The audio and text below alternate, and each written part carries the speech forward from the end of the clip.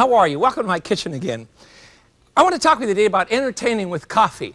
No, I'm not being silly. I mean doing a whole series of things just with the flavor, the wonderful flavor of fresh coffee. Years ago when Patty and I were in graduate school, we used to entertain our friends just with a cup of coffee. We used little demi-tasse, and we bought some fancy coffee equipment, that sort of thing, because we couldn't afford to feed them. Those were good days because we had grand times, and we owe it to coffee. Coffee's been with us a long time. As a matter of fact, about the 9th century A.D., a fellow by the name of Mullah, did you get that? Mullah, he was a Muslim priest, was having trouble staying awake during his prayers. You know, the Muslims are very disciplined in prayer, and it was important for him to stay awake. And he heard from another person that a goat herder had found some strange berries. No, the story goes, the Holy One, blessed be He, led Mullah to this goat herder who claimed that he had watched his goats eat some berries off of a particular tree. And when the goats ate the berries, they would jump around all night and dance and have a wonderful time. So Mullah went to tasted the berries, and he found that he could stay awake all night for his prayers, and he was not to bother with some side effect of some sort, and thus began our appreciation of coffee. By the time of the Second World War, we were consuming 17.5 pounds of coffee per person in America, just America alone. Coffee spread all over the world, and the flavor is just superb. This is a Turkish coffee maker, and probably one of the oldest coffee pots we have. My wife brought this with her when she came from Saudi Arabia as a little girl. No, she was not born there. She was visiting there for several years. And it helps me talk to you about the romance of coffee. It's very old, but contemporary coffee processing is a very interesting process, and there's nothing old about it. It's done very, very quickly and very beautifully with very fresh beans. I went to a coffee factory a few days ago, Stewart's Coffee, here in Chicago, and they use 16 different beans from all over the world to blend their regular coffees. First of all, the green beans are sorted, dumped out of the bags. You see it sorted. See how light they are? Nothing like the bean you and I know. And then eventually they are roasted in an oven at about 400 degrees. Each one of these ovens takes 500 pounds of coffee. This chap, charming lad, roasts 25,000 pounds of coffee every single day. Smith, take a whiff. Tell me what you think. Yes, it's yummy, yes? 25,000 pounds. But the fun part comes in tasting the coffee. And I went to an antique tasting room at the Stewart's Coffee. This is the grandson of the owner, to taste coffee properly. This is what we call breaking a cup.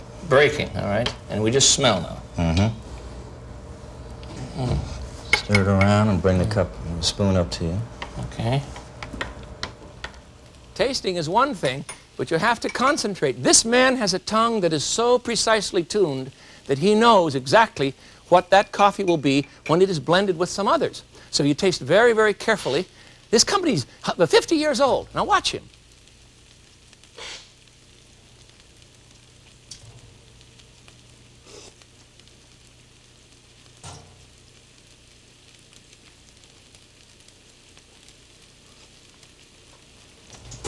Mr. Stewart, how do you think you should really brew a good cup of coffee? What method do you use? I use a drip coffee maker, and I recommend a 200-degree temperature, which a lot of home units do not reach. 200 degrees, got to be good and Right. hot, okay? And I do use a bottled water.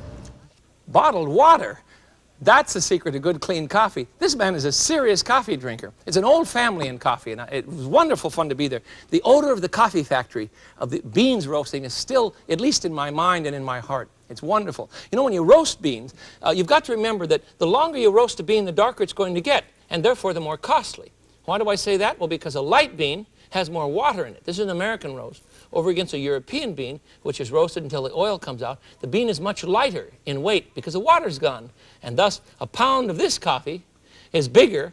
Now, no, listen to me now, it's the truth. A pound of this coffee is bigger than a pound of this coffee because the dark roast weighs less, you see. So even if you do have to pay a little bit more for dark roast coffee, in the long run, you're getting a much better deal. I'm convinced. Treat yourself to good coffee. For heaven's sakes, don't buy cheap coffee.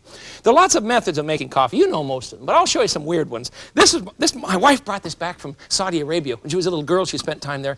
And the Turks and the Arabs make coffee in this wonderful device. It's open pot. You simply throw the coffee in, put in the water, put this on the fire, and when you pour the coffee, you see, the spout keeps the grounds from flowing down into the cup because they all settle down on the bottom. Isn't it? And it's beautiful to pour coffee from this. Just gorgeous. We've served from it many, many times. Then we have, common methods that you and I use. We use a Silex pot, that sort of thing. He mentioned an electric coffee maker. Do you remember? I have one that I use, and I like this at my own home in Tacoma because it has a device on it, a clock on it, and it'll have coffee ready for me every morning at exactly 5:17. And that's when I want it. I'm no good, well, you know the line. You're no good either without your cup of coffee, I'm sure. One of the most interesting old open pot methods, this is from France. It's called a Melior, very classy and just as expensive. What you do is to simply put some coffee. This is a coarse, rather coarse grind. Pour some coffee in the bottom of the gorgeous glass beaker. Oh, about so. And then we'll fill it with water, and then just let it sit for a while. And of course, the strength of the coffee depends on how long you let it sit. There we go. That'll just, I'm going to have to grab this and pour it over the pot so I don't put water all over the world here. There we are. That's pretty good. Last time I tried this, it went all over the place. Now, we'd let that sit for, 15 minutes or so, and then you simply replace the plunger and push it down. And you see as the plunger goes down, it pushes all the coffee grounds to the bottom, and you wind up with a lovely cup of coffee, very, very rich. And I think, really, open pot is best. Did you notice that Mr. Stewart was sitting there, we were both slurping coffee. No, it's not gross. They do it every morning. He does this every morning of his life. He goes to that factory and they taste 10 or 12 different kinds of beans. What an interesting way to start your day. And they spit out the coffee. I was not being gross. Stop it. They spit out the coffee because they don't want to slow down any of their body processes with caffeine or anything else, you see. They want to just taste the coffee, then get rid of it. You see the same thing with wine tasters. All right, open pot, Melior. Then, of course, we have a coffee machine from Italy. The old espresso simply means that you use good dark coffee, the dark beans, expensive ones, and you put them in a device that will make the coffee under pressure so that when the water burbles up through this funnel affair, coffee's in here, and then finally it kind of distills itself in the top of the pot. It's very, very rich and very, very black, and as far as I'm concerned, utterly delicious. You serve it in a light little cup and have a grand time with it. It's a great way to go. There's a coffee maker that really doesn't do anything at all except sit around. It's a cold water coffee maker. You see, put a pound of good coffee in the top of this thing. Just throw the pound of coffee in, then fill it up to within about a ½ inch of the top with cold water, and leave it sit for, anywhere from 10 to 24 hours. Now, there's a cork in the bottom here. In the bottom of this, you see the little hole? I've already taken the cork out. Here's the little cork. Now you understand. You take the cork out, and there's a filter in here. And you just let it sit for a while. It takes about ½ an hour to drain it all through. And you wind up with coffee extract.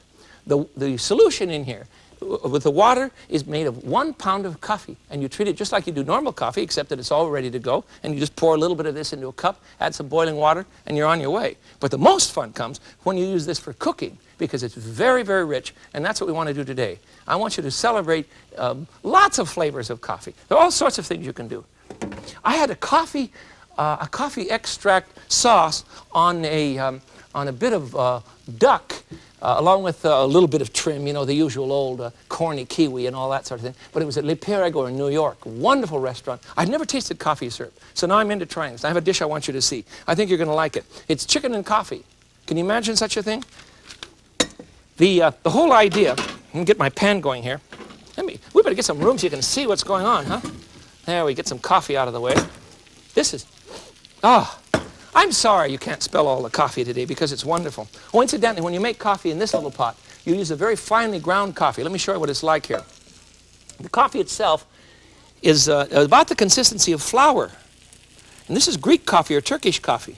And you simply put in a big heaping tablespoon for each cup. And the cup is this size. You see, we're talking about a little bitty thing here. That's a tiny cup, a demi-tasse, a little half cup, you see. And it works very well. The coffee is very, very rich, and you put sugar in it. And then you boil, because the Turks say coffee is to be black as hell. No, see, that isn't right. Dark as night, black as hell, and something, and sweet as love. They like it very black, very thick, and it's wonderful. But it is grainy and rich, and the Turks taught the Greeks to drink this sort of thing. So this is sometimes called a Greek coffee pot as well. All right, I have 3 or 4 onions sautéing, and to my onions, isn't that beautiful? To my onions now, I'm going to add, we're making chicken and coffee. Got that? To my onions now, I'm going to add a bit of paprika, and I have sautéed some chicken already ahead of time, but I'm going to add about 1.5 tablespoons. Oh, Lord, it always cakes up, doesn't it? There we go. 1.5 tablespoons of paprika. to my 3 or 4 onions. And then we're going to add a bit of coffee, and you can either use coffee extract, if that's the case, just you want a little bit, or you can use a ½ cup of regular strong coffee. But this is an extract, so I'm going to add a bit and cook that down with the onions. It's just delicious. I know you find it a little bit strange to think about this, but it'll work. This will become our sauce. Let me find a wooden spoon and stir that down for you a bit. There. Wow, that's a little rich. I'm going to put some plain water in that. I used too much extract. I don't want it to be quite so heavy. There we are. Okay. That'll do us. I'm going to reduce that for a minute. In the meantime, I'll get a platter and put my chicken on it. The chicken is still warm. We've simply doused it with a bit of lemon juice, dredged it in flour with some salt and pepper, and then we're going to place it on our platter here. The platter's warm. The chicken is still barely warm. That's all right. You do this all at once and your chicken will be nice and warm. We pounded them out rather thin. For heaven's sakes, don't overcook chicken when it's pounded out like this. That's a terrible thing to do. All right. Now, we want to add a bit of yogurt and cornstarch. And we'll do it this way. We'll stir into a bit of yogurt, about 2 tablespoons of cornstarch. Now, I have a cup of yogurt. So I want to thin down that sauce, see? 2 tablespoons of cornstarch into a cup of yogurt. Come on. Isn't cornstarch wonderful stuff? It goes everywhere. Stir that up. And we'll put that into our onion, coffee extract, and paprika sauce. Coffee on chicken? I'm going to move this off the heat now so that it doesn't thicken too fast for me. And in it goes. There we are. Now stir this in a hurry or you're going to lose the sauce. It'll thicken too quickly. There it is. Look at that. Look at that. Now look at that. Isn't that gorgeous? Now just a minute. Let me try this. Let me try this. That's marvelous. It's not quite as bitter as you thought it would be because the yogurt is balanced off against the coffee and the paprika. Adds a kind of sweetness if it's good quality paprika. All right, put this on top of the chicken. There. This is the kind of thing. You know the lady down the street? You know her? The one that always wonders what you're doing? Invite her over sometime and she says, what are you making? Say, chicken and coffee. And show her this dish. Crack her up. I'd love it. I'd just love it. Parsley garnish wouldn't hurt, would it? There we are. Okay, we'll put this one out and go on to the next one. The possibilities of using coffee for entertaining your friends are really endless. For instance, if you take some good coffee, now I'm not talking about sleazy instant stuff, I mean coffee that you brewed from scratch, freeze it in an ice cube tray. I borrowed the tray from my lady down the street here.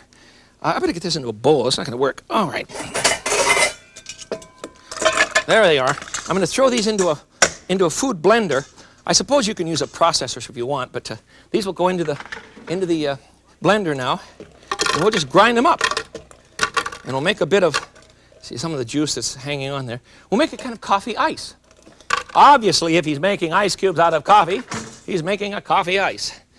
Now we'll cap this up and see what happens. It should work well.